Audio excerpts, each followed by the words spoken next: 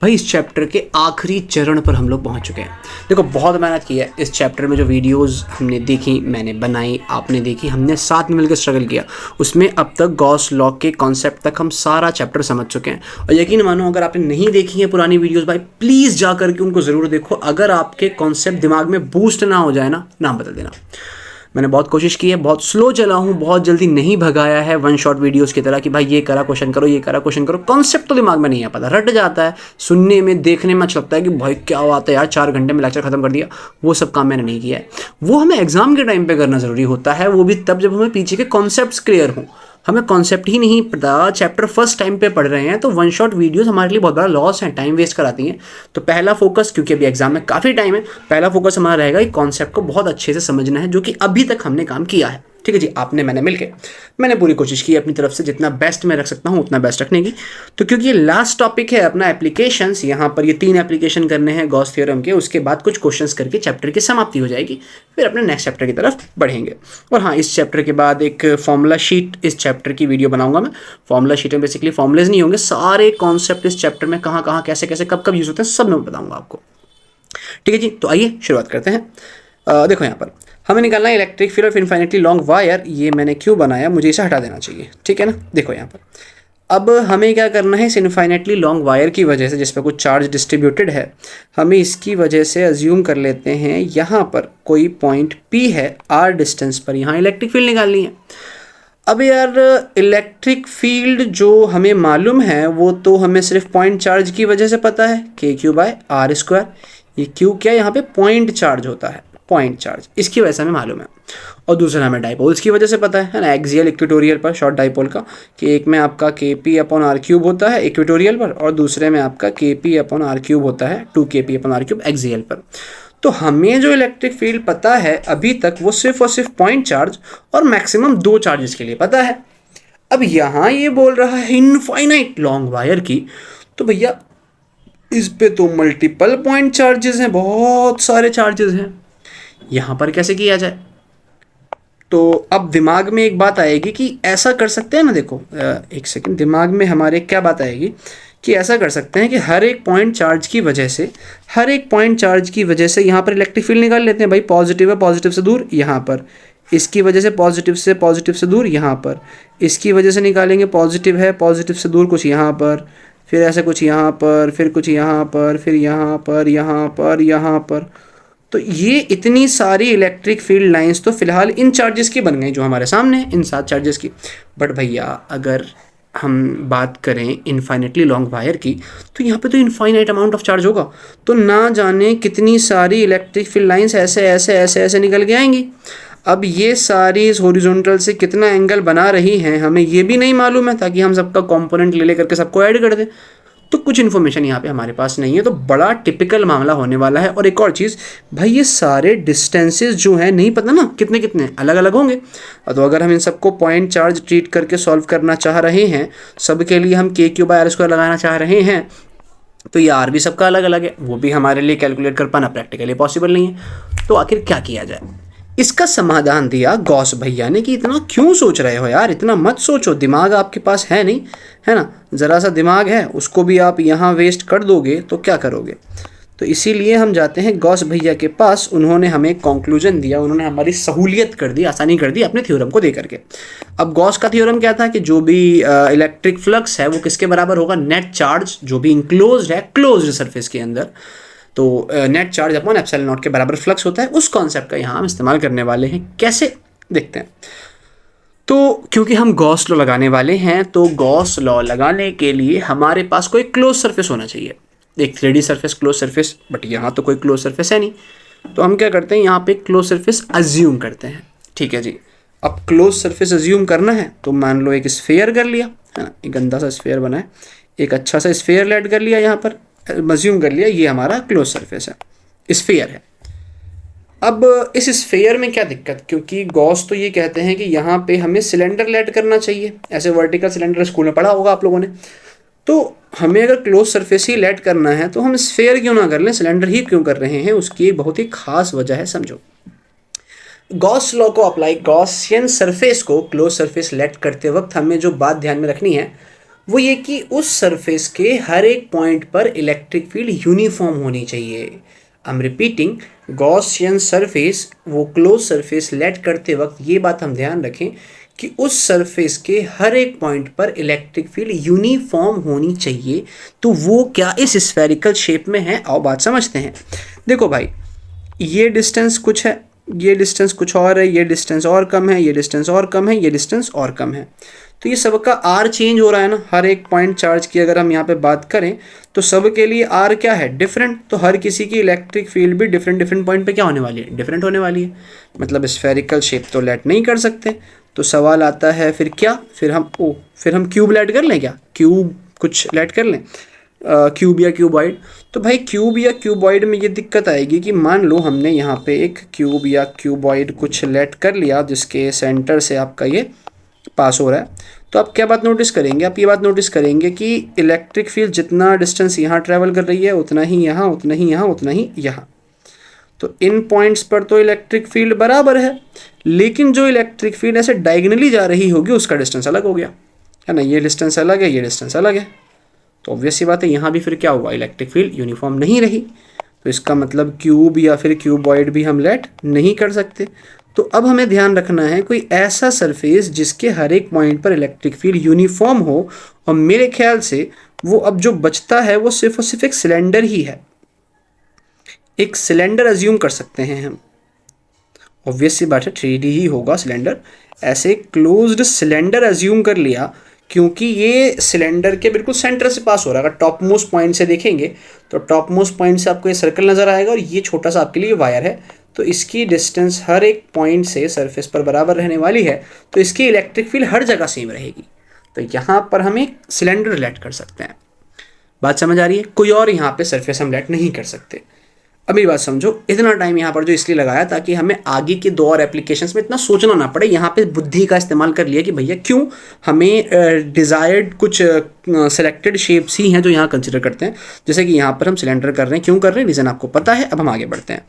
तो अब हम कह रहे थे कि मान लो इस पॉइंट पर निकाल रहे थे इलेक्ट्रिक फील्ड, है ना, इस पॉइंट पर जो कि वायर से असल में आर डिस्टेंस पर है, और हम ये कह रहे हैं कि वो पॉइंट आपका सिलेंडर के ऊपर है। ठीक है जी, तो निकालना शुरू करते हैं। निकालना शुरू ऐसे करते हैं कि पहले मैं अप्लाई करूँगा डेरिवेशन के लिए। अप्लाई फ्लक्स का फॉर्मूला हम पहले नॉर्मल वाला करते हैं कि ई ए कॉस थीटा, पहले हम ये अप्लाई करते हैं। ठीक है जी, तो फ्लक्स अगर हम निकालेंगे तो ई एरिया, अभी यहाँ इलेक्ट्रिक फील्ड किससे पास हो रही है? अभी यहाँ पर इलेक्ट्रिक फील्ड इस सिलेंड्रिकल सरफेस से पास हो रही है ना। ऐसे करते करते ये सिलेंडर के हर एक पॉइंट से पास हो रही होगी। ठीक है जी, तो ये जो पॉइंट है अभी सिलेंडर के ऊपर है। तो ऐसे ही करते करते सिलेंडर मेरे पास, मान लो मेरा हाथ ही है सिलेंड्रिकल शेप का, थोड़ा सा है ना ये। तो यहाँ पर आप क्या देख रहे हो कि भाई ऐसे अगर ऐसे ऐसे करते करते बहुत सारे पॉइंट्स प्लॉट करते चलाओ जाओगे, हर जगह हर जगह हर जगह ऐसे पॉइंट्स प्लॉट करते चले जाएंगे तो पूरा सिलेंडर कवर हो जाएगा ना। यानी ऐसे छोटे छोटे पॉइंट सिलेंडर पर हर जगह होंगे। या फिर दूसरे शब्दों में बोलूँ कि ये छोटा सा एरिया जो हमने यहाँ कंसिडर किया, ये छोटा सा एरिया, इसका नॉर्मल वेक्टर तो आपका इस डायरेक्शन में है। ठीक है जी, तो इसी एरिया का इंटीग्रेशन कर दोगे तो ये पूरे सिलेंडर को कवर कर लेगा। बात समझ आ रही है? तो सिलेंडर का कंप्लीट एरिया कितना होता है अपनों पे? 4πr², यही ना, 4πr²। और कितना है? स्मॉल आर का स्क्वायर। ठीक है जी, बात समझ आ गई। अच्छा, आगे बढ़ते हैं। अब अगर आगे बढ़ेंगे तो यहाँ पर, अरे ये तो फॉर्मूला तो उसका होता है यार, स्फेयर का। इसका होता है फॉर्मूला आपके पास 2πr × L। L यहाँ लेंथ ऑफ सिलेंडर मान लिया हमने। अच्छा ठीक है, अब क्योंकि ये आपका पॉजिटिवली चार्ज वायर है तो भाई इलेक्ट्रिक फील्ड भी इसी डायरेक्शन में होनी है। इलेक्ट्रिक फील्ड भी इस डायरेक्शन में होनी है, तो एंगल बन रहा है 0, तो इनटू में हो जाएगा cos 0 डिग्री। तो फ्लक्स का जो फॉर्मूला आ गया that is E × 2πrl। 2πrl cylinder का कर्व सरफेस एरिया होता है, 4πr² तो सरफेस के स्फीयर के लिए होता है। अब इसको यहीं थम जाओ इक्वेशन नंबर 1 मान के। अब हम अप्लाई करते हैं यहाँ पर, अप्लाई गॉस लॉ। अब गॉस क्या कहता है कि जो फ्लक्स है वो किसके बराबर है? वो आपका total charge upon epsilon not के बराबर है। ठीक है जी, अब टोटल चार्ज के लिए यहाँ पे एक छोटी सी चीज़ हम सीखने जा रहे हैं, दैट इज़ चार्ज डेंसिटीज़, है ना। उसको देखते हैं चार्ज डेंसिटीज़ क्या होती हैं। देखो, अगर आप किसी वायर पे, मैं ऐसा करता हूँ, उसको नेक्स्ट पेज पे ही एक न्यू पेज ले लेते हैं, वहाँ समझते हैं कि आपके पास एक वायर है, कंडक्टिंग वायर है ना, ये आपके पास कंडक्टिंग वायर है। और कंडक्टर्स की खासियत ये होती है कि किसी भी पॉइंट पर आप चार्ज दोगे तो यूनिफॉर्मली डिस्ट्रीब्यूट होता है हर जगह। तो अब इसको अगर हमने कुछ क्यू चार्ज दिया होगा किसी भी पॉइंट पर, मान लो इस पॉइंट पर दिया है, तो क्योंकि ये कंडक्टिंग है तो यहाँ ये चार्ज क्या होगा, यूनिफॉर्मली डिस्ट्रीब्यूट हो जाएगा हर जगह। तो भाई हर हिस्से में मान लो क्यू चार्ज डिस्ट्रीब्यूट हुआ आपके पास, या हम इसको ये कह सकते हैं कि L लेंथ में क्यू चार्ज डिस्ट्रीब्यूट हुआ, तो यूनिट लेंथ में कितना हुआ होगा, Q/L हुआ होगा। बात समझ आ रही है, Q/L।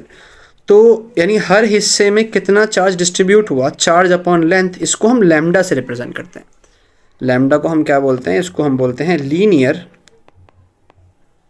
Charge density. ये क्या बताता है कि हर यूनिट लेंथ में कितना चार्ज डिस्ट्रीब्यूट हुआ है, वो बताने के लिए हमें कुछ नहीं करना, चार्ज को लेंथ से डिवाइड कर देना है। मतलब फॉर्मूला यहाँ से क्या निकल के आ रहा है, lambda will be equal to Q/L। तो यहीं से हम Q का फॉर्मूला निकाल सकते हैं क्या, लैम्डा इंटू L। बात समझ आ रही है। इसी तरह से अगर हमने चार्ज किसी शीट को दिया होता, तो अब यहाँ तो सरफेस होता है, तो हम यहाँ पर कहेंगे कि चार्ज डिस्ट्रीब्यूट हुआ कुछ सरफेस पे, तो ये चार्ज अपॉन एरिया का जो रेशो है ये सिग्मा कहलाता है। जैसे ये लीनियर चार्ज डेंसिटी था, इसी तरह से इसको हम सरफेस चार्ज डेंसिटी कहेंगे, यानी सरफेस में पर यूनिट एरिया में कितना चार्ज डिस्ट्रीब्यूट हो रहा है। तो यहाँ से चार्ज को हम क्या लिख सकते हैं भाई, सिग्मा इंटू एरिया। तो ये आपको ध्यान रखना है। तो अब यहाँ पर आते हैं, हमने मान लिया इसकी लीनियर चार्ज डेंसिटी कुछ लैम्डा होगी, तो चार्ज को हम क्या कर सकते हैं, लैम्डा इंटू एल, है ना, lambda into L divided by epsilon not. इसको इक्वेशन नंबर 2 मान लेते हैं। अब हम देखेंगे कि भाई इक्वेशन नंबर 1 और 2 ये दोनों फ्लक्स ही तो निकालते हैं, है ना, तरीका अलग अलग है। ये जो फॉर्मूला है ये अप्लाई होता है जब किसी सरफेस से फ्लक्स पास हो रहा हो, और ये फॉर्मूला तब अप्लाई करते हैं जब आपका चार्ज इंक्लोज्ड हो किसी क्लोज सरफेस के अंदर, बट दोनों फ्लक्स देते हैं। तो ऑब्वियसली बात है दोनों की वैल्यू बराबर होनी चाहिए, अलग अलग कंडीशन पे अप्लाई होते हैं, बट वैल्यू तो बराबर होगी ना, फ्लक्स दे रहे हैं। तो यहाँ पे हम कहेंगे इक्वेशन नंबर 1 और 2 आपस में क्या है, बराबर। तो भाई अगर 1 और 2 बराबर है तो यानी कि E into 2πRL must be equal to lambda L upon epsilon naught. यहाँ से हम क्या नोटिस करेंगे, L से L कटेगा तो इलेक्ट्रिक फील्ड की वैल्यू आ गई लैम्डा अपॉन 2πε0 R। ये हमारे पास इलेक्ट्रिक फील्ड का फॉर्मूला निकल के आ गया एक इन्फाइनेटली लॉन्ग वायर की वजह से। इसमें एक छोटा सा हम कन्वर्जन भी कर सकते हैं, वो ये क्या कि मान लो इसमें मैं 2 से मल्टीप्लाई और 2 से डिवाइड अगर कर दूं, तो यही जो इलेक्ट्रिक फील्ड का फॉर्मूला आपके सामने है ये क्या बन जाएगा, 2 लैम्डा अपॉन 4πε0 R, और 1 अपॉन 4πε0 K के बराबर होता है। यानी यही इलेक्ट्रिक फील्ड का एक और फॉर्मूला हमारे पास क्या आ गया, electric field will be equal to 2 और 1 अपॉन 4πε0 की जगह K into lambda upon R। एक फॉर्मूला हमारे पास इलेक्ट्रिक फील्ड का ये भी हो गया। बात समझ आ रही है। तो ये हमने फॉर्मूला इलेक्ट्रिक फील्ड का किसके लिए निकाल लिया, यूनिफॉर्म इन्फाइनेटली लॉन्ग वायर की वजह से जिस पर कुछ चार्ज हमने डिस्ट्रीब्यूट किया होगा। यहाँ तक किसी को कोई भी दिक्कत, आई होप क्लियर हो गया होगा। अब यहाँ पे एक मज़ेदार बात आप जो देखनी है वो ये कि भाई इस केस में इलेक्ट्रिक फील्ड R के मात्र इन्वर्स है। जैसे चार्ज में होता है ना Q/R स्क्वायर होता है, और डाइपोल्स में अपॉन में R क्यूब चल रहा था, तो वैसे ही यहाँ पे सिर्फ R के इन्वर्स होता है। तो ये रिलेशन भी आपको ध्यान रख के चलना है कि कहाँ कहाँ हमने किस किस की इलेक्ट्रिक फील्ड पढ़ी और वो R पे किस तरह से डिपेंड कर रहा है। क्या यहाँ तक कोई दिक्कत, मेरी बात समझ आ रही है? ठीक है जी, आगे बढ़ते हैं। अब इधर देखो, सवाल करेंगे। फिलहाल हम डेरिवेशंस को कवर कर रहे हैं सारी, इसके बाद सीधा मैं क्वेश्चन से स्टार्ट करने वाला हूँ। तो होप ये क्लियर हो गया होगा, किसी को कोई दिक्कत नहीं है। स्टिल अगर किसी को कोई भी प्रॉब्लम आती है तो मुझे ज़रूर कमेंट सेक्शन में कमेंट करके बताना, मैं तरीका चेंज करूँगा डेरिवेशन करने का ताकि ईजिली आप कैच कर पाओ अगर इशू होता है तो। वैसे हुआ नहीं होगा, ये बहुत सिंपल तरीके से मैंने किया था।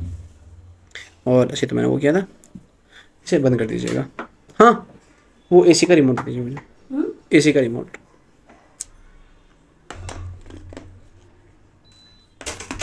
हाँ जी, तो सेकेंड डेरिवेशन है हमारे पास इन्फाइनेटली लॉन्ग शीट। एक चार्ज्ड शीट है, वो फैली पड़ी है इन्फिनिटी से इन्फिनिटी तक, सूरज चांद सितारे सबको कवर कर रही है, वो इतनी बड़ी है। तो इसकी वजह से भी हमें क्या करना है, किसी पर्टिकुलर पॉइंट P पर इलेक्ट्रिक फील्ड निकालनी है। फिर से वही सेम इशू कि भैया इसमें तो हर एक पॉइंट का डिस्टेंस अलग अलग होगा, तो हर पॉइंट की इलेक्ट्रिक फील्ड अलग अलग होगी क्योंकि वन सारे के सारे अलग अलग एंगल बना रहे हैं। तो अगर इनको हम कंपोनेंट लेकर के ऐड भी करना चाहें तो बहुत लंबा चौड़ा काम पड़ जाएगा, हमारे बस की बात नहीं है, प्रैक्टिकली पॉसिबल नहीं है। बस की बात ऐसा नहीं है, होती अगर प्रैक्टिकली पॉसिबल होती तो यहाँ भी हमें करना है गॉस का इस्तेमाल, गॉस भैया का इस्तेमाल। उसके लिए यहाँ भी हमें कोई क्लोज सरफेस ढूंढना है जिसके अंदर इसको हम क्लोज कर सकें। तो अब सवाल आता है कि क्या यहाँ हम स्फेयर लेट कर लें, क्या यहाँ हम स्फेयर लेट कर लें? तो आप मुझे जवाब दो, क्या स्फेयर से ये हर पॉइंट का डिस्टेंस सेम रहेगा क्या? नहीं। क्या हम यहाँ पर जो है क्यूब लेट कर सकते हैं? तो जी क्या क्यूब लेट कर सकते हैं? क्या सिलेंडर लेट कर सकते हैं? पहले सिलेंडर अगर हम लेट करेंगे पहले बार की तरह, तो ऐसे हमने जो सिलेंडर लेट कर लिया, इसमें एक बात देखना, इसमें एक बात ये देखना कि भाई मान लो ये मेरा हाथ सिलेंडर है, ठीक है, और ये आपकी जो रिमोट है ये शीट है, ऐसे एज्यूम कर लेते हैं, ठीक है, ये रिमोट जो है शीट है मेरे पास, फिलहाल तो कुछ और है नहीं, ऐसे देख लेते हैं। तो आप एक बात नोटिस करना ना कि ये डिस्टेंस सेंटर से कुछ और है, ये कुछ और, ये कुछ और, ये कुछ और, ये कुछ और। तो डिस्टेंस तो इस शीट का इस स्फेयर के या सिलेंडर के हर एक पॉइंट से अलग अलग हो रहा है ना, तो इसका मतलब सिलेंडर या स्फेयर भी लेट नहीं कर सकते। तो यहाँ पर करें क्या, यहाँ पर हम ये करेंगे कि लेट तो सिलेंडर ही करेंगे, बट यहाँ हम हॉरिजॉन्टल सिलेंडर लेट करेंगे। कैसे कि सिलेंडर मैंने अज्यूम कर लिया इस तरह से, ये ऐसे पास हो रहा है, मतलब ये आपके पास शीट है और सिलेंडर ना इस तरह से रखा हुआ है, ये लंबा, ये सिलेंड्रिकल पेन ले लिया मैंने फिलहाल। तो होगा क्या, इसकी इलेक्ट्रिक फील्ड जो बिल्कुल सेंटर पे अज्यूम किया है, तो होगा क्या कि इसकी इलेक्ट्रिक फील्ड देखो कर्व सरफेस के तो पैरेलल हो जाएगी, तो वहाँ से तो फ्लक्स ही पास नहीं होगा। तो इसकी इलेक्ट्रिक फील्ड यहाँ पे इस वाले सर्कुलर फेस से पास हो रही होगी, और इसकी इलेक्ट्रिक फील्ड यहाँ के इस सर्कुलर फेस से पास हो रही होगी। कर्व सरफेस से होगी ही नहीं, फ्लक्स जीरो होगा, तो कोई दिक्कत भी नहीं है। बात समझ आई? तो यहाँ पर अपन क्या करेंगे, यहाँ पर अपना लेट करेंगे हॉरिजॉन्टल सिलेंडर। तो यहाँ पे हम एक हॉरिजॉन्टल सिलेंडर लेट करने जा रहे हैं, ठीक है जी, इस तरह से। ये आई होप यहाँ तक किसी को दिक्कत नहीं होगी। तो अब एक बात नोटिस करना कि शीट ऐसे है, एक कर्व सरफेस, एक सर्कुलर फेस यहाँ भी है, एक सर्कुलर फेस यहाँ भी है, तो यानी इलेक्ट्रिक फील्ड आपकी यहाँ से भी पास हो रही है ई वेक्टर, और इलेक्ट्रिक फील्ड आपकी यहाँ से भी पास हो रही है ई वेक्टर, और नॉर्मल भी दोनों पॉइंट का अलग अलग है। यहाँ का नॉर्मल इस तरफ है, यहाँ का नॉर्मल आपका इस तरफ है। तो फिर से वही नाम देंगे, इसको सरफेस 1 नाम देंगे, इसको सरफेस 2, और एक आपका कर्व सरफेस होगा। तो यदि यहाँ पे हम फिर से क्या करें, अप्लाई हम करें फ्लक्स का formula E A cos theta, तो हमें यहाँ पे क्या बात ध्यान रखना पड़ेगा कि जो असल में फ्लक्स टोटल है ना, वो किस किस के बराबर है, 1 से पास होने वाला प्लस 2 से पास होने वाला प्लस कर्व सरफेस से पास होने वाला, जो कि 0 है यहाँ पर। तो जो भी फ्लक्स निकालेंगे ई, देखो इसका कुछ एरिया होगा ना पाई आर स्क्वायर, बट अभी ए लिख के चल रहे हैं, तो ई इंटू ए इंटू कॉस 0 लेंगे, क्योंकि इलेक्ट्रिक फील्ड भी यहीं, नॉर्मल भी यहीं, प्लस दूसरे के लिए भी करोगे तो इलेक्ट्रिक फील्ड ई, इस सरफेस का एरिया भी ए ही होगा सर्कुलर फेस का, और एंगल यहाँ भी कितना बन रहा है, कॉस 0, ये प्लस का 0। तो फ्लक्स का फॉर्मूला यहाँ से आपके पास 2EA के बराबर आ गया जस्ट, ओके। इसको इक्वेशन नंबर 1 अज्यूम कर लिया। अब अप्लाई करते हैं गॉस लॉ, अब अप्लाई करते हैं गॉस लॉ। तो गॉस लॉ क्या कहता है कि फ्लक्स किसके बराबर है, total charge enclosed upon epsilon not, ठीक है जी। तो अभी शीट का कुछ एरिया होगा ए, इस पर टोटल चार्ज अपने डिस्ट्रीब्यूट किया होगा क्यू। तो यूनिट एरिया का चार्ज हम कैसे निकालेंगे, बताया था सिग्मा से, कि sigma will be equal to charge upon area, charge upon per unit area. तो वहाँ से चार्ज, टोटल चार्ज का फॉर्मूला क्या आ जाएगा, सिग्मा इंटू टोटल एरिया, ठीक है जी। तो कर लेते हैं, इसको हमने किससे रिप्लेस कर दिया, सिग्मा इंटू टोटल एरिया से upon epsilon not, equation number 2। फिर से हम देख रहे हैं कि निकाल तो हम फ्लक्स ही रहे हैं, मेथड अलग अलग हैं, बट दोनों से रिजल्ट तो सेम आना चाहिए ना। इसका मतलब इक्वेशन 1 2 बराबर होने चाहिए। तो यानी कि 2EA must be equal to sigma A upon epsilon not, A से ए कटेगा, तो भाई यहाँ से इलेक्ट्रिक फील्ड की वैल्यू आ गई sigma upon 2 epsilon not. I hope आपको ये डेरिवेशन समझ आई होगी। और इस डेरिवेशन में एक चीज़ बहुत महत्वपूर्ण है, वो ये कि इस पूरे फॉर्मूले में आपको कहीं और नज़र नहीं आएगा, मतलब इस शीट से कितनी दूरी पर इलेक्ट्रिक फील्ड निकाल रहे हो ये फ़र्क नहीं पड़ता। ध्यान रहे, यहाँ इलेक्ट्रिक फील्ड इंडिपेंडेंट है आर के, आर की पावर 0 लिख रहा हूँ मैं, मतलब आर के इंडिपेंडेंट है, इंडिपेंडेंट ऑफ आर, यानी कहीं भी निकालो, किधर भी निकालो, इलेक्ट्रिक फील्ड कांस्टेंट रहने वाली है शीट की वजह से, सिग्मा अपॉन 2 एप्सिलॉन नॉट। बात समझ आई? आई होप इतना क्लियर हो चुका होगा। तो बढ़ते हैं नेक्स्ट डेरिवेशन की तरफ, दैट इज स्फेरिकल शेल, और फिर उसके बाद मैं कुछ क्वेश्चंस कराऊंगा। पहले मुझे बताओ क्या यहाँ तक किसी को कोई भी इशू है, कमेंट सेक्शन में यस और नो लिख के भेज सकते हो बस, ठीक है जी। है ना। आज से 50 साल बाद अगर मैं अपनी वीडियोस देखूंगा कि भाई मैं ऐसे पढ़ाया करता था तो कुछ बच्चे मेरी वीडियो पे कमेंट किया करते थे, तो मुझे बड़ी खुशी होगी बुढ़ापे की उम्र में जा कर के। भाई मैं भी 27 का हूँ, तो 50 साल बाद 77 उत्तरी में ज़िंदा रहूँगा। ईश्वर के हाथ में है ना। मौत तो सबको आनी है, मेरे को भी, पर कब आनी है ये मेरे हाथ में नहीं है। चलो खैर, electric field of charge spherical shell. Shell का मतलब होता है अंदर से खोखला, खाली, सिर्फ सरफेस ही सरफेस है। तो यहाँ पे हमने एक स्फेरिकल सरफेस लेट कर लिया। ओके जी, इस स्फेरिकल सरफेस पे कुछ चार्ज दिया आपने जो कि इसके सरफेस पे यूनिफॉर्मली डिस्ट्रीब्यूट हो गया। ठीक है जी, हम अज्यूम कर लेते हैं कि इस सरफेस का कुछ रेडियस होगा r, और इस सरफेस की वजह से आपको किसी पर्टिकुलर पॉइंट P यहाँ पर इलेक्ट्रिक फील्ड निकालनी है। फिर से वही कि हर पॉइंट का डिस्टेंस तो अलग अलग होने वाला है, तो भैया इलेक्ट्रिक फील्ड हर किसी की अलग अलग होगी। तो इलेक्ट्रिक फील्ड स्फेरिकल शेल की कहाँ से निकाली जाए, जहाँ पे मल्टीपल पॉइंट चार्जेस हैं, उस क्यू को डिस्ट्रीब्यूट करने से मल्टीपल पॉइंट चार्ज बन गए उसके हिस्से। तो यहाँ भी हमें गॉस का इस्तेमाल करना है, यहाँ भी एक शेप लेट करनी होगी, और उम्मीद करता हूँ कि वन शॉट में आप मुझे बता सकते हो कि यहाँ पे कौन सी शेप हमें लेट करनी चाहिए। तो आप मुझे सीधा कहोगे कि मास्टर साहब यहाँ पे क्यों ना हम ऐसा करें कि हम जो है अबे क्लिक हो जा, अच्छा हो गया। यहाँ पे क्या हमें एक स्फीयर ही लेट नहीं करना चाहिए क्या?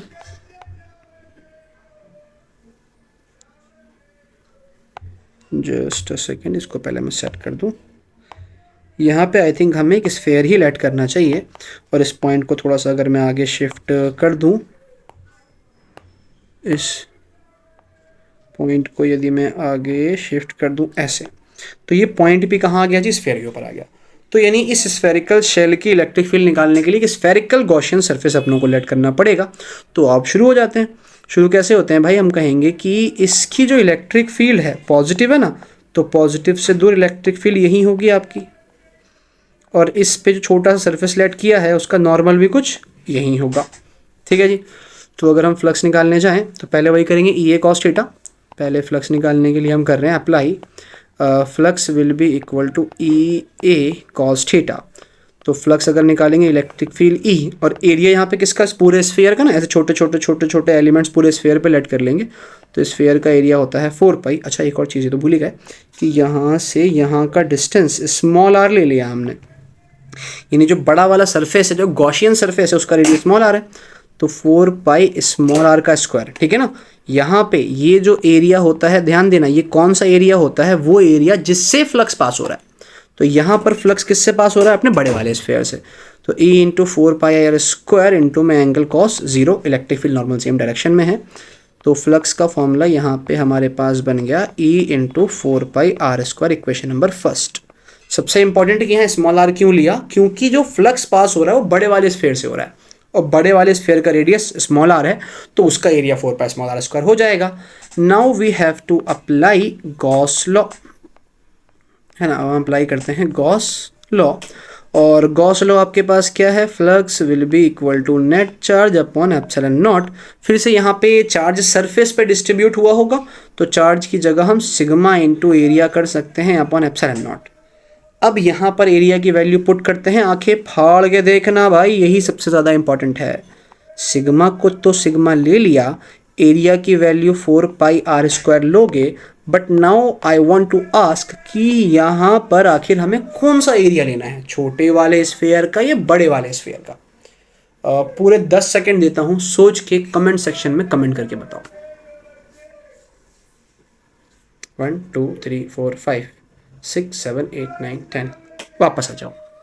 देखो, हमने जब ये फ्लक्स निकाला ई ए कॉस थीटा से, तो यहाँ पर वो एरिया इस वाले फॉर्मूले में वो एरिया लिया जाता है जिससे इलेक्ट्रिक फील्ड पास हो रही होती है। तो इसीलिए हमने क्या करा, यहाँ पे इस स्मॉल आर वाले स्फीयर यानी बड़े स्फीयर का, अब थोड़ा सा ये है कि बड़ा स्फीयर रेडियस स्मॉल आर और small sphere radius capital R, तो भैया ये थोड़ा सा कंफ्यूजिंग है, मानना मतलब समझना पड़ेगा आपको ये बात। तो यहाँ पर ध्यान रखना है कि यहाँ पर इस केस में हम वो एरिया लेते हैं जिससे इलेक्ट्रिक फील्ड पास हो रही होती है, और यहाँ पर वो एरिया आएगा जिस पर चार्ज होगा। क्योंकि चार्ज को हमने सिग्मा इंटू एरिया करा है। सिग्मा का फॉर्मूला चार्ज जो आपने दिया डिवाइडेड बाय वो कितने एरिया पे डिस्ट्रीब्यूट हुआ, तो यहाँ पे एरिया किसका लेंगे, छोटे वाले स्फेयर का, क्योंकि चार्ज डिस्ट्रीब्यूट किसके ऊपर हो रहा है, छोटे वाले स्फेयर पे। आई होप आपको ये बात समझ आ रही होगी कि यहाँ पर हम किसका एरिया लेने वाले हैं। यहाँ पे एरिया लेंगे छोटे वाले स्फेयर का, तो स्फेयर का एरिया 4 पाई, बट छोटे वाले स्फेयर का रेडियस कैपिटल आर का square upon epsilon not. Equation number 2, खत्म कहानी। यही हमें ध्यान रखनी है कि स्मॉल आर कब लेना है, कैपिटल आर कब लेना है, सबसे इंपॉर्टेंट यही है, वरना डेरिवेशन में कुछ बचता ही नहीं है। तो फिर से वही कहेंगे भाई, इक्वेशन 1 और 2 तो बराबर हैं, और 1 और 2 बराबर हैं तो हम कहेंगे कि E इंटू में 4 pi R square must be equal to sigma into 4 pi capital R का स्क्वायर अपॉन एप्सिलॉन नॉट, जिसमें 4 पाई से 4 पाई गया, तो जो इलेक्ट्रिक फील्ड की वैल्यू है that is sigma into R square upon small are square into epsilon naught बन जाती है। तो एक तो हमारे पास इलेक्ट्रिक फील्ड का ये फॉर्मूला आ गया, but now we have to convert this in the form of K, so for that we have to put the value of sigma. तो इसको फर्दर अगर सॉल्व करेंगे तो सिग्मा की वैल्यू होती है चार्ज अपॉन एरिया। फिर से यहाँ पर चार्ज अपॉन एरिया मैं लिख लेता हूँ, यहाँ कैपिटल आर स्क्वायर, यहाँ स्मॉल आर स्क्वायर इनटू में एप्सिलॉन नॉट, सिग्मा की value charge upon area put कर दी। Now I have to ask कि ये ए कौन सा होना चाहिए, तो अब आप बहुत इजीली आंसर दे दोगे कि भैया ये तो ए वो एरिया होगा जिस पर चार्ज है, क्योंकि सिग्मा से निकाला ना इस एरिया को हमने चार्ज अपॉन एरिया करके। तो ये एरिया किसका, जिस पर चार्ज है, और चार्ज किस पे है, स्मॉल आर रेडियस वाले स्फीयर पे। तो Q into R square divide by 4 pi capital R square into small are square into epsilon naught. तो ये इससे ये गया है ना। अगले पेज पृष्ठ पर हम आते हैं, तो इलेक्ट्रिक फील्ड हमारे पास क्या बची, ऊपर बचा है Q, ऊपर बचा है खाली Q, ऊपर Q बचा है और नीचे बचा है आपके पास 4 pi epsilon naught small R का स्क्वायर, और ये बराबर होता है आपके K के, कि वही कांस्टेंट 9 × 10⁻⁹ वाला। तो एक तरह से आपका ये Q नहीं, Q यहाँ पे काउंट नहीं होगा, 1/4 पाई एप्सिलॉन नॉट की बात कर रहा हूँ मैं खाली। तो ये आपका KQ/R स्क्वायर के बराबर आ गया। आई होप आपको ये कॉन्सेप्ट समझ आया होगा कि जो इलेक्ट्रिक फील्ड हम स्फेरिकल शेल से बाहर निकालेंगे, आउटसाइड जब निकालेंगे, small are greater than capital R होगा, तो आपके पास जो इलेक्ट्रिक फील्ड है वो जानी पहचानी सी आ रही है यार, KQ/R स्क्वायर। क्या ये कहीं देखा है, क्या ये फॉर्मूला KQ/R स्क्वायर कहीं देखा है, किसकी वजह से देखा है, ज़रा कमेंट सेक्शन में कमेंट करके बताओ। इतने में 2 केस और कर लो, फिर वापस से मैं इस पॉइंट पर आऊँगा, ठीक है ना। तो चलो बताऊंगा कि आखिर ये फॉर्मूला कहाँ देखा है और ऐसा ही आंसर क्यों आ रहा है जो हम देख चुके हैं। तो आगे बढ़ते हैं, पहले बाकी के 2 केसेस और कवर कर लेते हैं। तो यहीं पर मैं शुरुआत करता हूँ केस 2 की। केस 2 की एट सरफेस, यदि हम इलेक्ट्रिक फील्ड निकालें एट सरफेस का मतलब है small are greater equal to capital R, small R capital R बराबर हो गए।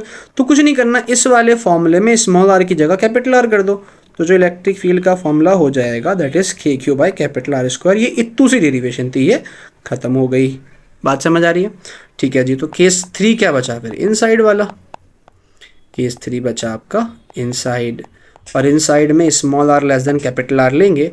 तो यहाँ पर फिर से वही अगर मैं डायग्राम बनाऊँ तो भाई ये आपके पास स्फेरिकल शेल है ना। सो इसको थोड़ा सा I have to make it little large, okay. इस पे भी हमने वही सेम स्फेयर है जिस पे आपने चार्ज दिया था, बट अब ये है कि हम इस स्फेयर के बाहर ना निकाल करके अंदर निकाल रहे हैं। इस स्फेयर का रेडियस अपना कैपिटल आर था। अब ना सपोज करो कि वो जिस पॉइंट पे हम निकाल रहे थे वो पॉइंट पी अंदर है, ठीक है। तो फिर से हमें क्या करना पड़ेगा, गॉसियन सरफेस इस तरह से लेट करना पड़ेगा कि ये पॉइंट पी उसके ऊपर आ जाए। तो ये हमने गॉसियन सरफेस अज्यूम कर लिया जो कि सेंटर से आर डिस्टेंस पर है। ध्यान रहे ये स्फेरिकल शेल है, तो जो भी चार्ज है वो सिर्फ सरफेस पे डिस्ट्रीब्यूट है, अंदर कुछ भी नहीं है, अंदर तो खाली है, खोखला है। तो यहाँ अगर हम निकालने जाएंगे गॉस लॉ की मदद से, पहले E cos थीटा अप्लाई करें तो फ्लक्स का formula E × A × cos theta. अभी एरिया थीटा वगैरह छोड़ दो, इसी को इक्वेशन नंबर 1 मान लो। क्यों कह रहा हूँ छोड़ दो, समझ में भी आएगा।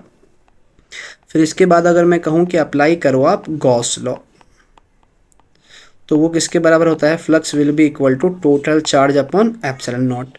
अब आप मुझे बताओ, जो गॉसियन सरफेस हमने लेट किया, ये हमें तो इसके अंदर का चार्ज चाहिए ना। हम जो भी चार्ज लेते हैं गॉसियन सरफेस के अंदर का चार्ज लेते हैं, तो इसके अंदर भाई कितना चार्ज है? कुछ भी नहीं, कद्दू, ज़ीरो। क्योंकि चार्ज तो बड़े, अब इस केस में जो बड़ा वाला जो मेन स्फेयर है उसके सरफेस पे है ना, अंदर तो कोई चार्ज नहीं है। तो यहाँ पे हमें क्या ध्यान रखना है कि क्यू इनसाइड तो है ज़ीरो, तो नेट इंक्लोज्ड चार्ज कितना हो गया? ज़ीरो। तो फ्लक्स कितना हो गया? ज़ीरो। तो भाई इक्वेशन नंबर 2 मान के अगर फिर से इक्वेशन 1-2 को हम कंपेयर करेंगे, फिर से इक्वेशन 1-2 को कंपेयर करेंगे, तो क्या पता लगेगा कि ये E A cos theta will be equal to zero है। मतलब इलेक्ट्रिक फील्ड कितनी है? ज़ीरो। इलेक्ट्रिक फील्ड ज़ीरो है। क्या समझ आया कि स्फेरिकल शेल के अंदर कोई भी इलेक्ट्रिक फील्ड नहीं होती है। बात समझ आई? आई होप ये क्लियर हो चुका होगा। ये 3 डेरिवेशन जो हमने करी, आउटसाइड निकाला, सरफेस पे निकाला और इनसाइड निकाला, जहाँ पे इलेक्ट्रिक फील्ड आपकी ज़ीरो आ गई क्योंकि फ्लक्स ज़ीरो था। फ्लक्स ज़ीरो क्यों था? क्योंकि कोई चार्ज नहीं था अंदर। बात समझ आ रही है? किसी को कोई भी दिक्कत? आई होप क्लियर हो गया होगा।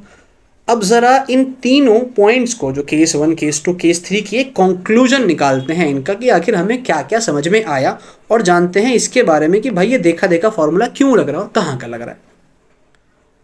ठीक है, तो एक पेज मैं ऐड कर दूं क्योंकि यहाँ तो सवाल ले लिए हैं मैंने। बहुत अच्छे से फोकस करके देखना और समझो मेरी बात को। देखो ज़रा, है ना, मैं नोट पॉइंट कुछ लिख रहा हूँ। इस स्फेयर को मैं फिर से बनाता हूँ बड़ा सा करके, क्योंकि यहाँ पे कुछ ग्राफ मेरे को प्लॉट करना है। थोड़ा सा make it little large now, इसे यहाँ कर लेते हैं ना, ताकि करने में आसानी होगी। ओके, और जो है मैं कुछ मार्जिन लेने जा रहा हूँ। पहले डैश ले लो, सॉलिड ठीक है, सॉलिड ही ठीक है। ये इसका सेंटर है।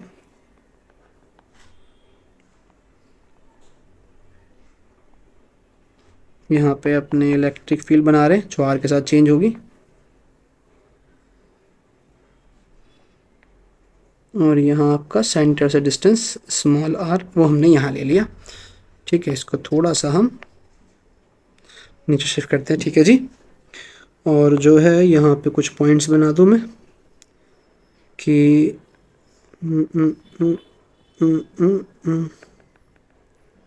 ये पॉइंट P है स्मॉल आर डिस्टेंस पे, ये इसका सरफेस है, इसको मैंने यहाँ ऐसे प्लॉट किया। यहाँ पे हम कह रहे हैं small are greater equal to capital R है। इस रीजन में small are greater than capital R है, और इस रीजन में small are greater than capital R है, और यहाँ पर आपका capital R greater than small r है। इस रीजन की, और ये इस रीजन की कहानी है। और यहाँ पे आपका small r equal to capital R है। ठीक है जी, तो अब समझते हैं इस पूरे पे हमने कुछ चार्ज डिस्ट्रीब्यूट कर रखा है। तो मैं सारे कंक्लूजन्स दोबारा लिखता हूँ जो हमने निकाले थे। हमने क्या निकाला था कि अगर हम आउटसाइड निकालेंगे, भाई अगर हम आउटसाइड निकालेंगे तो फॉर्मूला KQ/R² आया था।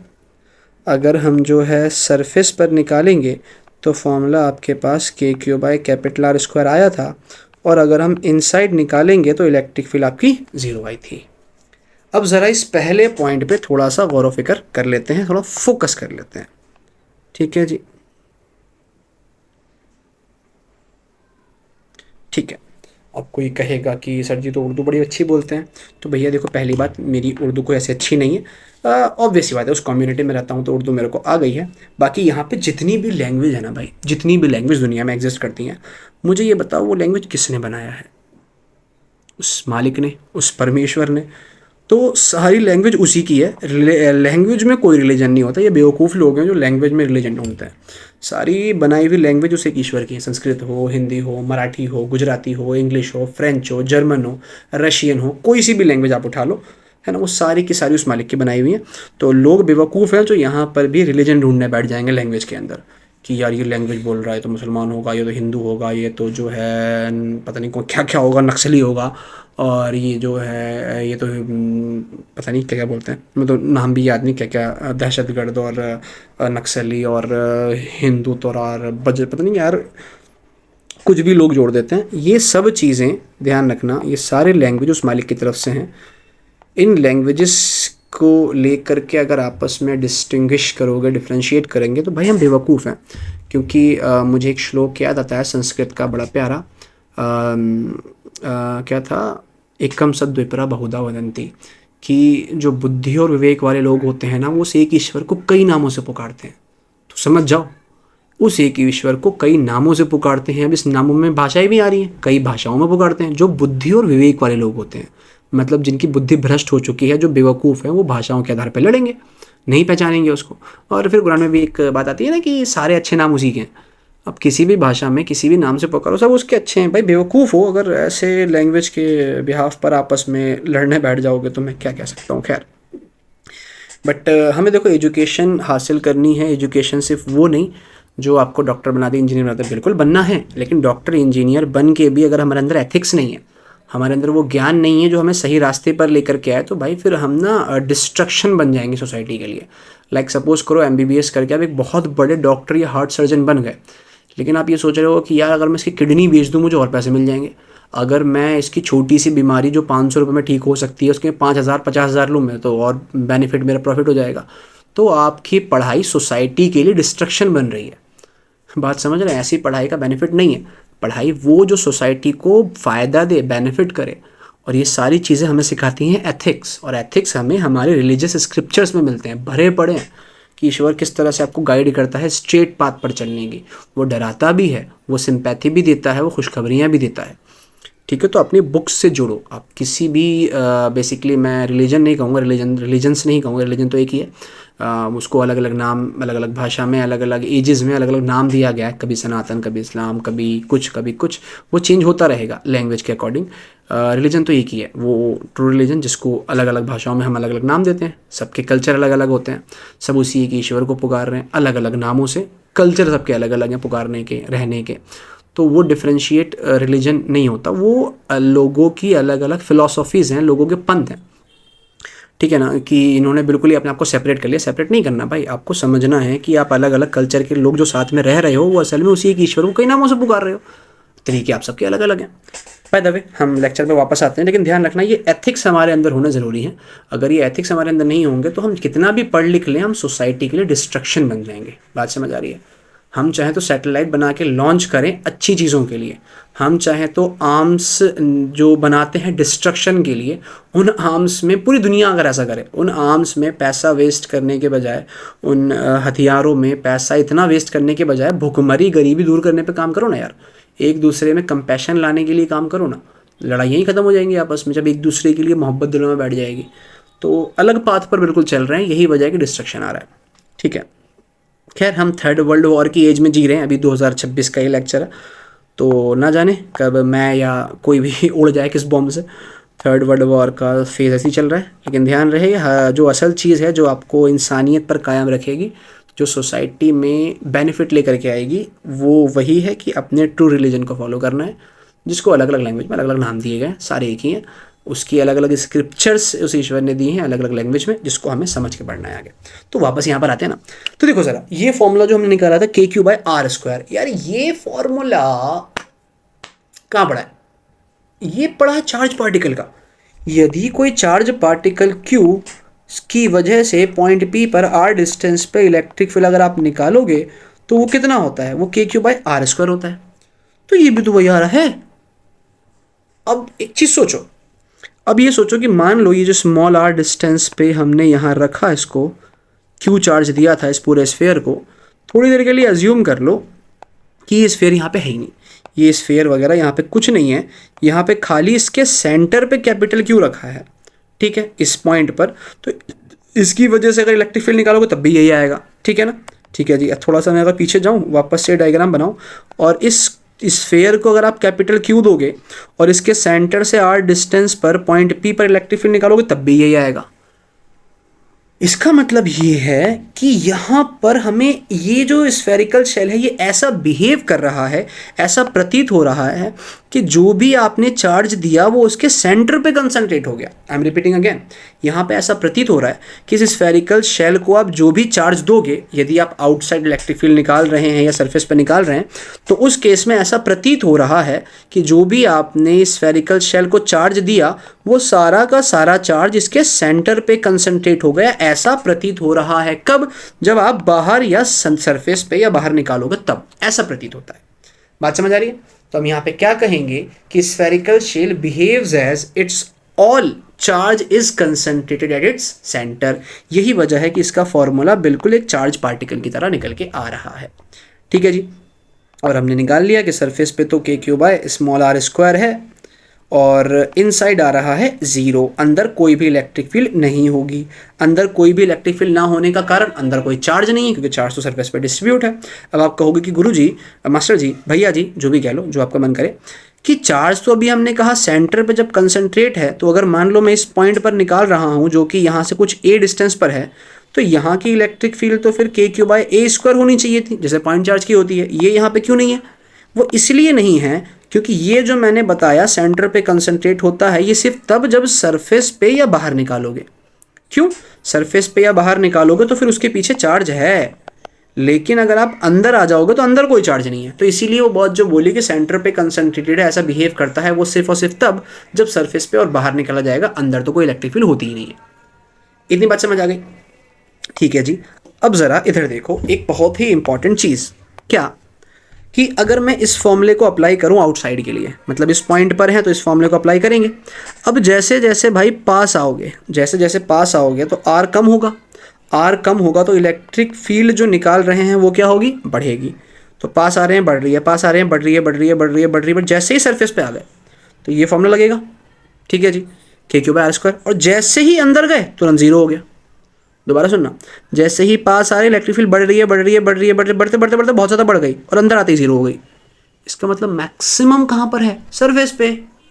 हाँ जी, तो यहाँ पर हमें ध्यान रखना है कि इलेक्ट्रिक फील्ड जो हमने निकाली सरफेस पर ना, ये इलेक्ट्रिक फील्ड मैक्सिमम है। इससे ज़्यादा इलेक्ट्रिक फील्ड आपको मिलने वाली नहीं है।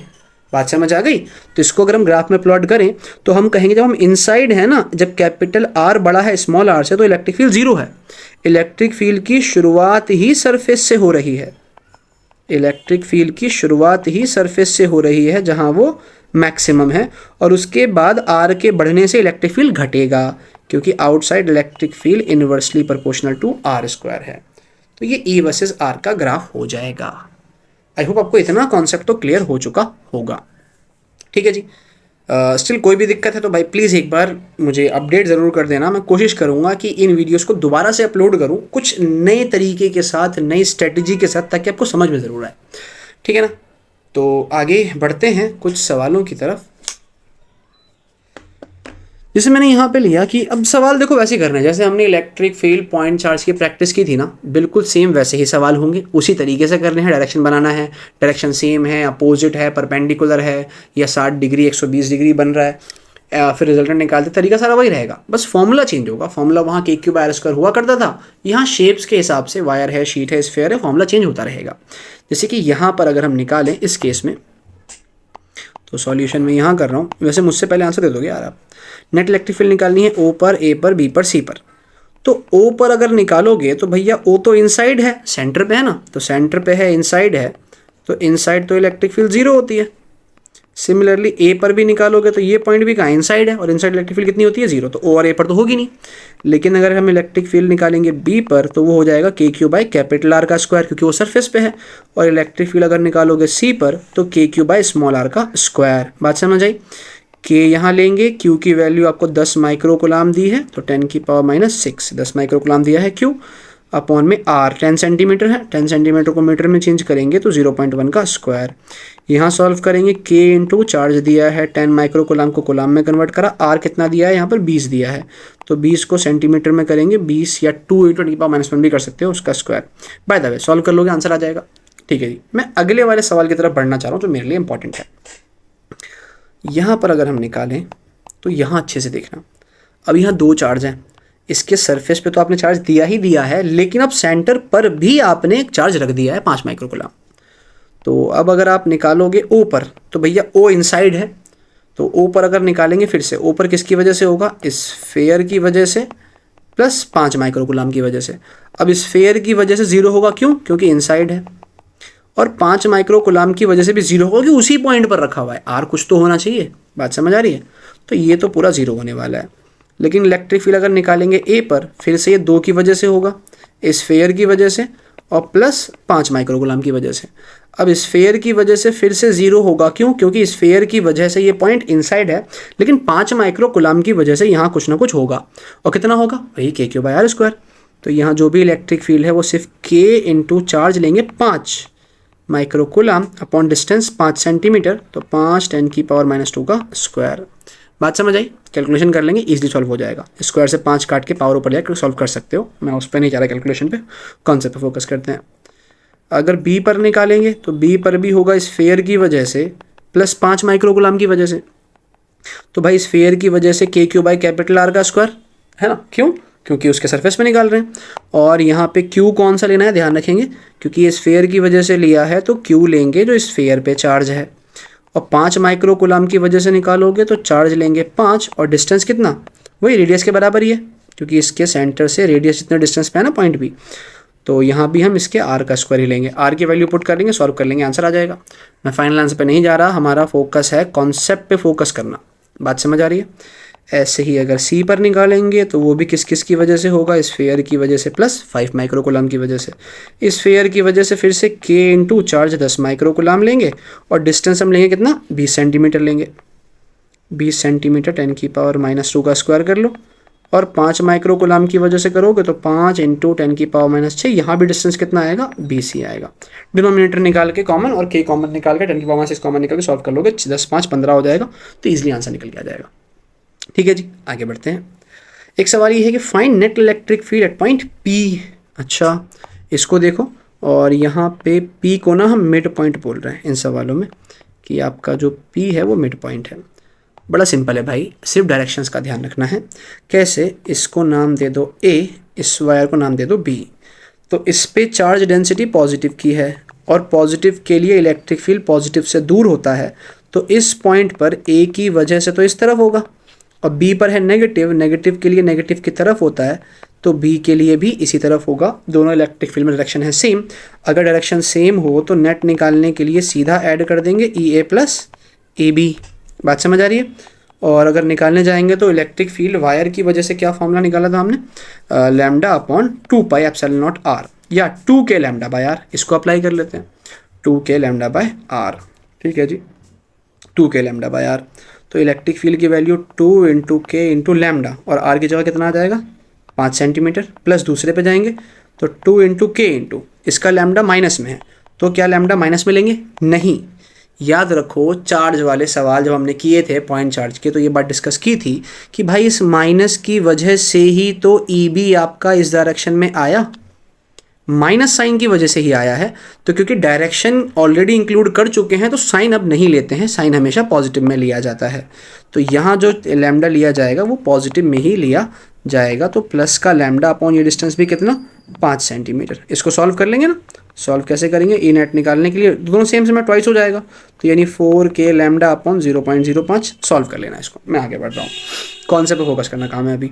तो भाई इसको अगर हम a माने, इसको अगर हम b माने, तो a पे पॉजिटिव, पॉजिटिव की वजह से पॉजिटिव से दूर ई ए यहाँ होगा, b पर पॉजिटिव, पॉजिटिव की वजह से पॉजिटिव से दूर ई बी यहाँ होगा। तो यहाँ पे रिजल्टेंट निकालने के लिए क्या करेंगे, यहाँ माइनस करेंगे क्योंकि एंगल 180 बन रहा है, एंगल 180 बन रहा है। तो ज़रा मुझे जल्दी से कमेंट सेक्शन में कमेंट करके बताओ आंसर क्या आने वाला है। आगे बढ़ते हैं।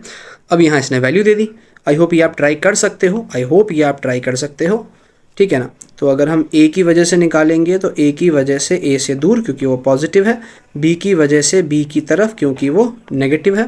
तो नेट निकालने के लिए यहाँ भी हमें, नेट निकालने के लिए यहाँ भी हमें ऐड करना पड़ेगा। तो ये 2k लैम्डा की जगह 4 अपॉन में r की जगह 5 सेंटीमीटर, प्लस 2k लैम्डा की जगह +2, माइनस नहीं लेना क्योंकि नेगेटिव की वजह से ही डायरेक्शन लिया है हमने, अपॉन में डिस्टेंस 5 सेंटीमीटर, ठीक है ना। तो 2k बाय 5 सेंटीमीटर कॉमन निकाल के आप इसको सॉल्व कर सकते हो। आई होप आपको ये सवाल समझ आ रहे होंगे। आगे बढ़ते हैं। एक हाइपोथेटिकल सिनेरियो अगर मैं बना दूँ यहाँ पर, मान लो एक वायर मैंने ऐसे ले लिया कि इसका प्लस का लैम्डा है और एक मैंने ऐसे ले लिया इसका आपका भी प्लस का लैम्डा है। तो क्या करोगे, इस पॉइंट पर आपको निकालना है। इस पॉइंट पर निकालोगे भाई इसकी वजह से यहाँ, इस पॉइंट पे निकालोगे इसकी वजह से यहाँ। मान लो ये डिस्टेंस दे रखा है आपको, ये ए दिया है, ये बी दिया है, बनना है 90 डिग्री। तो 90 डिग्री के लिए याद करो हम क्या करते थे, अब एंगल बनना 90 डिग्री ना, तो 90 डिग्री के लिए अगर ई नेट आपको निकालना होगा, हम इसको मान लेते हैं E1, इसको मान लेते हैं E2। E1 कितना हो जाएगा 2 के लैम्डा अपॉन ए, E2 कितना हो जाएगा 2 के लैम्डा अपॉन बी। तो ई नेट निकालने के लिए root over E1 square plus E2 square plus 2E1 E2 cos 90 cos 90 0 ये पूरा खत्म हो जाता है। तो 90 डिग्री के लिए शॉर्ट फॉर्मूला बताया था मैंने, simple E1 square plus E2 square. Solve करके बताओ आंसर क्या आ रहा है। बहुत सिंपल है, इनमें आपके इसके आंसर पे तो दिमाग लगाना भी नहीं है, सिर्फ कॉन्सेप्ट कैसे अप्लाई कर रहे हैं उस पर दिमाग लगाना होता है। ठीक है ना जी। तो ज़रा ये कुछ क्वेश्चन लिए हैं मैंने, फटाक से इसको देख लेते हैं। आपसे ये कह रहा है find net electric field at point ABC। ध्यान रहे हम यहाँ शीट ले रहे हैं और शीट के जो इलेक्ट्रिक फील्ड का फॉर्मूला होता है that is sigma upon 2 epsilon not. मज़े की बात क्या बताई थी कि इलेक्ट्रिक फील्ड आर पे डिपेंड ही नहीं करता। यहाँ पर किसी भी जगह, किसी भी पॉइंट, किसी भी डिस्टेंस पे निकालो, इलेक्ट्रिक फील्ड हमेशा कांस्टेंट रहने वाली है। तो अगर मैं आपसे कह दूं कि ये डिस्टेंस a है और ये डिस्टेंस आपका जो है 10a है, ये डिस्टेंस 10a है, ये डिस्टेंस 20a है, तो ये डिस्टेंस क्या है, फ़र्क ही नहीं पड़ता, कोई फ़र्क नहीं पड़ता, क्योंकि इलेक्ट्रिक फील्ड डिपेंड ही नहीं करता आर पे। ये सिर्फ डिपेंड करता है कि सिग्मा कितना है। फटाक से भाग के यहाँ पे आ जाओ। तो भाई इसको हम देते हैं सरफेस 1, इसको सरफेस 2 नाम देते हैं। तो ए पर निकालेंगे तो ए ये पॉजिटिव है 1 वाला, तो पॉजिटिव की वजह से पॉजिटिव से दूर E1 यहाँ आ जाएगा। बी वाला नेगेटिव है, नेगेटिव की वजह से नेगेटिव की तरफ, तो ये E2 आ जाएगा, E2 वेक्टर। नेट निकालने के लिए हमें क्या करना है, माइनस करना है। इसको मैं यहाँ सॉल्व कर रहा हूँ। नेट निकालने के लिए हमें माइनस करना है, तो E1 माइनस E2 हो जाएगा। E1 की value sigma upon 2 epsilon not minus E2 की वैल्यू भी कितनी, सिग्मा अपॉन 2 एप्सिलॉन नॉट। इसका माइनस साइन तो नहीं लेंगे क्योंकि साइन की वजह से ही हमने डायरेक्शन E2 का इस तरफ लिया था। तो आंसर कितना आ जाएगा, 0। सिमिलरली बी पर निकालेंगे भाई, पॉजिटिव की वजह से पॉजिटिव से दूर, नेगेटिव की वजह से नेगेटिव की तरफ। दोनों इलेक्ट्रिक फील्ड में डायरेक्शन सेम है। अगर दोनों इलेक्ट्रिक फील्ड में डायरेक्शन सेम है, इसको मैं यहाँ सॉल्व कर रहा हूँ, तो ऐड करेंगे। तो नेट निकालने के लिए जब ऐड करेंगे तो E1 प्लस E2 यहाँ पर अपने को करना है ना। E1 की वैल्यू कितनी हो जाएगी, sigma upon 2 epsilon not, plus E2 भी कितना हो जाएगा, सिग्मा अपॉन 2 एप्सिलॉन नॉट। जब दोनों को ऐड करोगे तो sigma upon epsilon not. Similarly C पर निकालोगे, पॉजिटिव है पॉजिटिव से दूर, नेगेटिव है नेगेटिव की तरफ। यहाँ पर ये आपका E1 है पॉजिटिव से दूर और ये E2 है नेगेटिव की तरफ। नेट निकाल के बताओ कमेंट सेक्शन में क्या आंसर आने वाला है। आगे बढ़ता हूँ, इसके आंसर भी खुद से कमेंट करोगे, मैं सिर्फ डायरेक्शन बना के छोड़ दे रहा हूँ। ये मैं डायरेक्शन बना के भी छोड़ रहा हूँ यार, ये ना मैं आपके होमवर्क के लिए रख रहा हूँ। मुझे ज़रा कमेंट सेक्शन में कमेंट करके बताओ कि आखिर वो 2 पॉइंट कौन से हैं जहाँ पर इलेक्ट्रिक फील्ड 0 होने वाली है।